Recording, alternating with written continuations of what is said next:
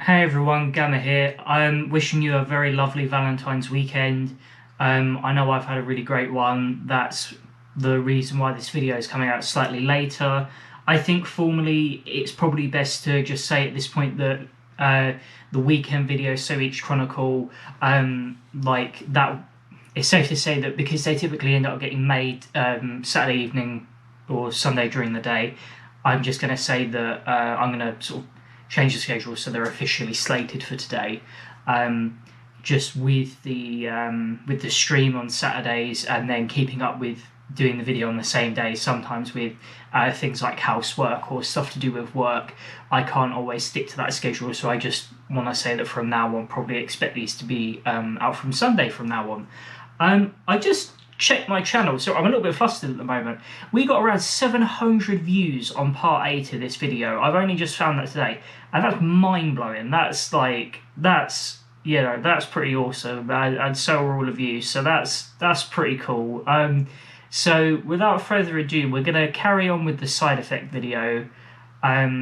So for those who missed part A, if there's anything that's covered in this one, that isn't covered in this one that you'd like some advice on, chances are I spoke about that in part A. It's a pretty thorough video, but it all pertains mostly to my experiences of side effects when I was ill. So there's a chance that something that you're experiencing might not come up. But as always, feel free to send me a message if you want to talk about it. The Gamma Stories Instagram page, my DMs are always open, so absolutely feel free. So we covered off last time, just at the end. So we covered, just to give you the rundown, we spoke about nausea, hair loss, fatigue, which those are what I refer to as the big three. They're like the symptoms that, while they don't often feature as the main symptoms that everyone, like they're the three most common, and like in my personal experience, nausea and sickness wasn't a huge issue. But for when I talk about, I guess, surrounding like the cultural perceptions to do with cancer and treatment, they're what I refer to as the big three because they're the ones that people always go to. We also spoke about peripheral neuropathy, which is essentially like a loss of sensation in the fingers or toes, just sort of extremities like that. Muscle degradation or muscle atrophy, which is where your muscles become weaker from treatment. So I wanted to start this video by talking off about probably the biggest symptom that I encountered during my treatment, and that's known as mucositis. For those of you who don't know, mucositis is commonly caused by a chemotherapy that I've mentioned on this channel before, known as doxorubicin, which is more commonly known as the Red Devil. And if that's not a glowing recommendation in of itself, I don't know what else I could say to elucidate that it's very unpleasant. I guess an explanation of the side effects will make that clearer as well. But so it's essentially an inflammation of the tissues in the throat, and it's accompanied by ulcers, so sort of in the mouth, on the tongue, and those are very painful and can interfere with a lot of daily activities like eating and drinking, which I'll go more into in a moment. I guess it makes sense to explain, give a brief background as to why this happens. So chemotherapy, for the good it does in targeting cancerous cells, it is very indiscriminate in the sense that it can target a lot of cells and tissues that aren't associated with cancer or treatment, and that's why you see things like baldness, because it attacks hair follicles. So it attacks. There's a lot of collateral damage in chemotherapy, and mucositis is a side effect of it traveling to tissues in the throat. It can also affect the tissues around your bum and can create problems with going to the toilet, which is not fun either. So all around not a fun time. I actually ended up in hospital with mucositis. It was the only time where I ended up in hospital, so not for treatment or for checkups, for I guess what you would classify as an emergency situation. So it became regular routine with mucositis that I would have a sore throat. and that would interfere with my ability to eat, and in some cases even able to drink. And it became progressively worse throughout treatment. And when we tried to find countermeasures for it, the mouthwashes I was using, I must have been using about 3, didn't really do a whole bunch to stop it. And I was becoming, I was losing my energy. I couldn't really do much. I was in distress. And 1 week after, in between 2 sessions of chemotherapy, we're still not 100%, we're still not 100% sure what it was, but essentially the explanation that we were given was, and I think it was mostly a hypothesis, because I remember the doctors being confused when they were helping me figure it out. The inflammation of my tissues sorry, I'm still buzzing about the whole numbers thing, so I'm trying to make this video as clear as I can. It had caused the tissues to inflame to the point where my throat had swollen, and it was stimulating my gag reflex, which meant that whenever I tried to take a drink, whenever I tried to eat, whenever I tried to talk, and in some cases when I inhaled too sharply, it was triggering my gag reflex and then eventually causing me to vomit. So I was approaching the point of being malnourished, and as we found out later on, I was quite severely dehydrated. So we had to go to the hospital because I was becoming so weak, and I was retching and vomiting when I didn't really have much in my system. So I went to the hospital and they were asking me these questions, and I couldn't even talk. But, as I always talk about, the NHS is just fantastic. They were really supportive and understanding. They had me see a doctor pretty quickly, and I was transferred to a day bed. A day bed, a side room with a bed for the day is probably the best way of describing it. And I spent a while there. They tried to take some bloods through my PICC line so they could do some tests, but I was so dehydrated that they couldn't actually take a sample from me, and they had trouble. They just tried to cannulate me normally, and they were having trouble then. So they spent a couple of hours rehydrating me, which was where I think that's probably where I hit the lowest point in my treatment. I know this is sort of focused on the symptoms themselves, and I'll make sure I adequately cover them, but I don't always explain things in a linear fashion all of the time, and I often am pressed to recall other experiences throughout my treatment I almost have these conversations, but it's at the point now where I feel a lot more comfortable talking to the camera, and I feel like, in a way, we're sort of having a conversation, really. So I was in this side room, I was in this bed, and I looked over. I sort of drifted in and out of consciousness throughout the few hours that I was there. And my dad and my brother had left the room at this point briefly, because my youngest brother Corey had accompanied us, and he was getting picked up by my aunt because we'd been there a few hours at this point. And I look over into this bay of beds, and there's an old lady there, and she, for whatever reason, I didn't get an opportunity to speak to her, which she couldn't speak, and she was trying to signal a nurse's attention so that they could attend to her. She was in a level of distress, and I think, any day before I got ill, or even while I was ill, nowadays, a healthier George wouldn't have thought about, wouldn't have taken a second to thought about it. I would have gotten out of bed, and I would have tried to get somebody's attention, because she was clearly in a level of distress. But I was so unwell at this point. I felt so awful.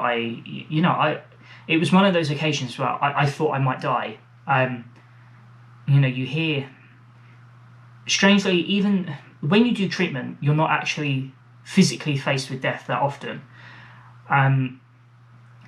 Nurses they make an effort not to be public when they hear about patients dying. You can see the trauma, but they hide away. They take it in turns to go away and process it. Or if somebody dies, you hear about it. I heard about somebody passing away from an infection around the time that I went to do treatment one time. But I felt so ill that this was one of those occasions where, it was on my mind, and just to put into perspective how terrible I felt. And, you know, it was one of those moments where I wanted to do something pretty desperately, but I simply couldn't. And I closed my eyes and I just pretended I was somewhere else. And, you know, I carry shame about that. I know that there's not really a whole bunch I could have done, but it's not, you know, I think there are things you try to hold on to when you're doing treatment. One of those being bodily autonomy. For instance, you know, after my surgery, I've mentioned before, I refused to go into a wheelchair. And I think you want to try and maintain your character, or, you know, what you perceive as your character. You don't want to be changed by the experience. I know that it's inevitable, but you want to try and hold on to as many parts of yourself as you can. And I think in that moment, I think it really broke me to realise, because I was holding on to this naive idea that I could do what I did before. I was the same person, that I wasn't impaired. Maybe I wasn't as ill as I thought I was. I think I recognised that on the surface level, but I guess deep down, I didn't understand it. And I think in that moment of realising how helpless I was, I'm like, no, I can't help this person. It was, yeah, it was tough. And I know it sounds melodramatic in a way, you know, I guess. Like I guess it wasn't really by, sorry, I have a bit of a blocked nose at the moment, but it wasn't my responsibility, but you feel inclined to help other people, especially when you're going through a tough time, because you don't want people to feel the same way. And physically not being able to do anything definitely rocked me. But a happy ending in the end. A nurse discovered a few minutes later that she needed assistance, and it wasn't anything serious. And then she was joined by a relative slightly later, but she seemed distressed at the time. So it worked out in the end, but it definitely was an opportunity for contemplation. So they eventually got me hydrated, got bloods, that was all good. They had to put a camera up my nose, so this sucked. I ended up getting moved to a separate department later, but I'm really not sure what it was. I can't remember a whole bunch about it, but I was in this side room and I was speaking to this doctor who was really cool. I was wearing a Walking Dead t-shirt, and because I was finding it so difficult to speak at different periods throughout the day, he would ask me questions about The Walking Dead because he was a fan, like asking my opinion on characters or the direction that the show was going in.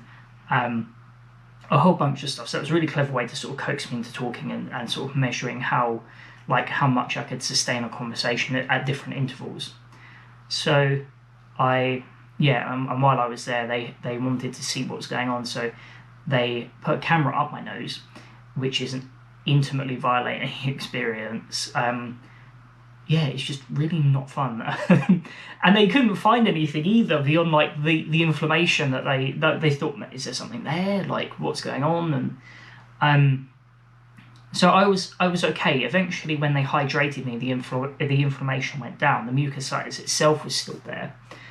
But I got into a good routine. I was okay in the hospital. They hydrated me, made me have something to eat.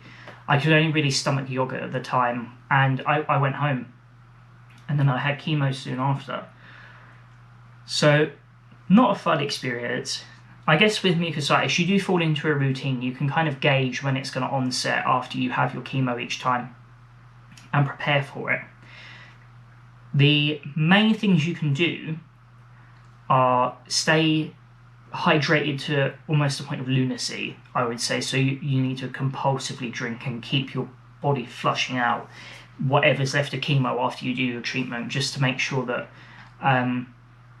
chemo's not getting in tissues excessively. I know that sounds weird that chemo's keeping you better, so you don't, on some level, you don't want to get rid of it, but by that point it's done its job, so you want to try and get it out of your system.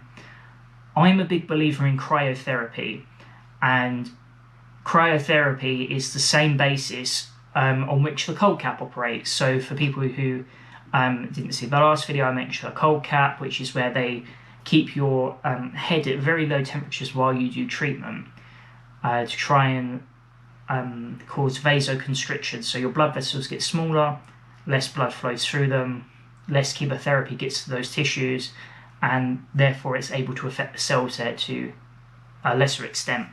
And I've seen measurable effects. Obviously, I'm an isolated case, so I can't speak to it 100%. But I've had good personal experiences with it. So my advice on that basis would be to chew ice. Just idly chew ice. You'll have some trouble, like your body has some trouble moderating temperature during the summer. So this is a good countermeasure for that, as well as helping prevent mucositis. Eat a lot of ice cream. That's, you can't really go wrong with that. It's all about temperature, so there's not a specific type I would advise eating. So, that's inclusive of dietary requirements. Just get whatever you want, whatever's to your taste and your requirements, and just eat as much of it as you can. Why not? It's not really a time to be modest or conservative when it comes to portion sizes. I know I have problems with that. And then maintaining good oral hygiene is important. Brushing daily, twice daily, it might be uncomfortable, but it's a good way of reducing the bacteria build-up that's associated with ulceration and mucositis. I think that's more of a thing for the ulcers. So I would also, I know communication is a frequent theme in these videos, but I tried multiple different mouthwashes that didn't work until I found a medication called Gelclair. And Gelclair, for me, it was like some sort of miracle solution. So it's ironic, I only received it for my last chemo. They were like, right, well, sorry, not my last chemo with doxorubicin, because it was discontinued partway through my treatment. Not due to my health, that's just how the treatment plan for Ewing sarcoma works. You're not treated with doxorubicin throughout the entirety because it's so strong that you can only really tolerate it for about, I think it might be about 2 years average worth of treatment. So I didn't have it for, I had it for the set period of time. So for my last one, they gave me Gelclair. I had a little bit of soreness compared to the last couple of sessions where I ended up in hospital. I was mostly fine and I could continue to eat normally. So for me, it was a godsend, but that's why the key is constant communication, maintaining good communication with your oncologist so that you can identify your problems. They're aware of what you're going through. You can trial different medications. You can see how well they work for you, and it won't make treatment comfortable, but it will make it as comfortable as it can be for those situations. And I'm aware that just on mucositis itself, I've ended up making a pretty long video. So I'm thinking that potentially a part C might be something useful to talk about. I'd like to take a few minutes to talk about loss of taste, and then part 3 is going to be talking about cognitive impairment or chemo brain, the issues with going to the toilet that I mentioned before. I think I'll also talk about binge eating as well as loss of taste for this video. And then I'd like to take an opportunity in the next video to talk about blood transfusions as well and my experience with those. Might be worth a separate video for that because blood transfusions are, they're brilliant and they're quite nuanced. So it's important to take the time to talk about that. But yeah, going into loss of taste.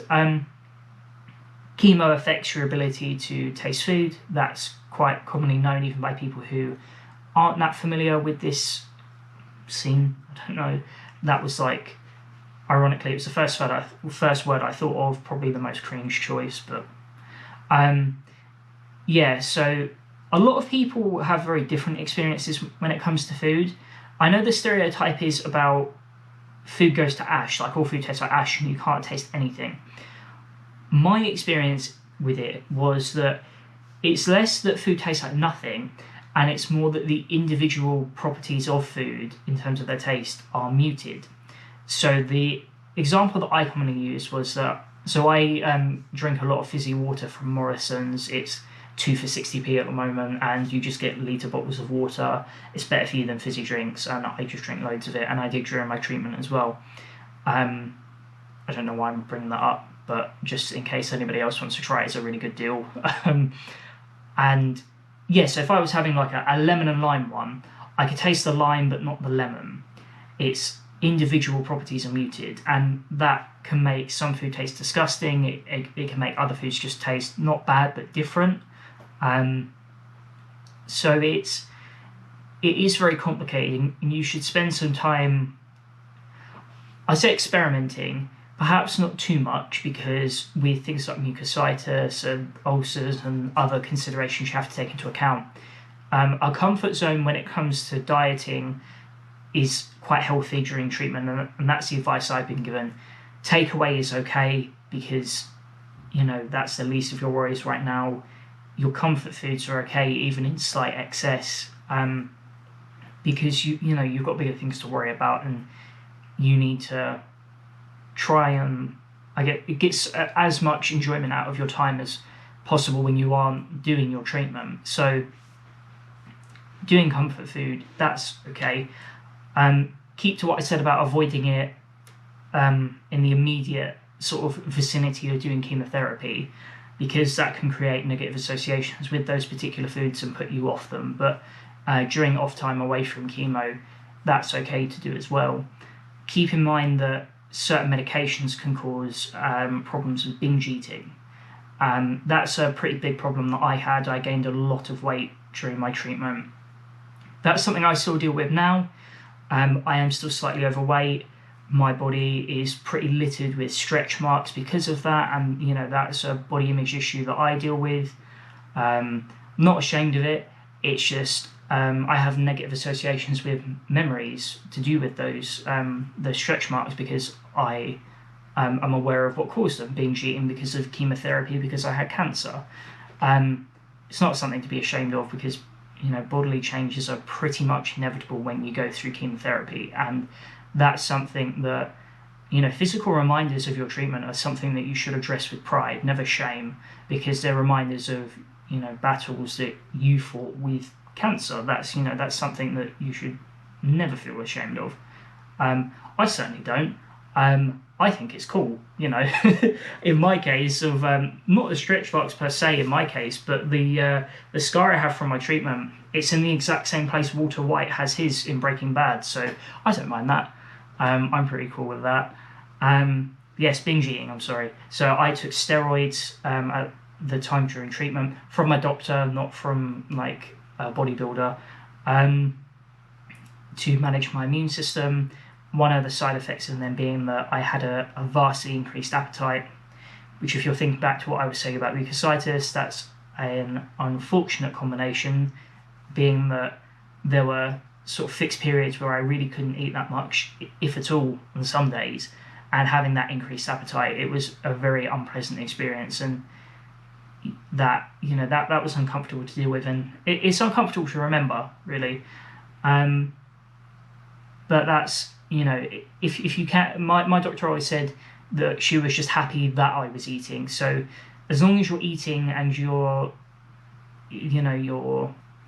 won't, maybe not satisfied, because I know that the difficulties with taste or overeating can be difficult experiences, but as long as you're eating and as long as you're eating, sorry, I'm trying to find an extra thing there, but the core of it is, as long as you're eating, then that's good, because if you lose weight, that can cause adjustments to be made to the doses for your chemotherapy, and it just keeps things less complicated, and you get some enjoyment out of it as well if you're eating. So that's probably the core of what I'm going to cover in this video. Apologies for the slightly nasally voice. I don't know where this block nose has come from. It's only come around in the last sort of hour or so, so I hope that's not been too much of a blocker for enjoying this video. I hope you had a good time with it. The next stream will be on Wednesday. Plan is I'm probably going to put out a poll for that again. It'll probably be Batman or Civ, because those are kind of the things I'm mainly streaming at the moment. And part 3, I know I natter and waffle on for, forever, but I didn't realise that this would go on into 3 parts, but I want to cover things in the appropriate level of depth. So like I said last time, if there's something that hasn't been covered that you want to have a conversation about, reach out to me at the Gamma Stories page. If you did enjoy this video, I'd really appreciate it if you could subscribe, send a like, give me a like, share it. Just get this content to the people who need it, in case, so if there's something useful they can extrapolate for their treatment. That would be awesome. I'd appreciate it. But yeah, I hope everyone has a great rest of their Valentine's weekend, and I will see you all soon. So take care, everyone.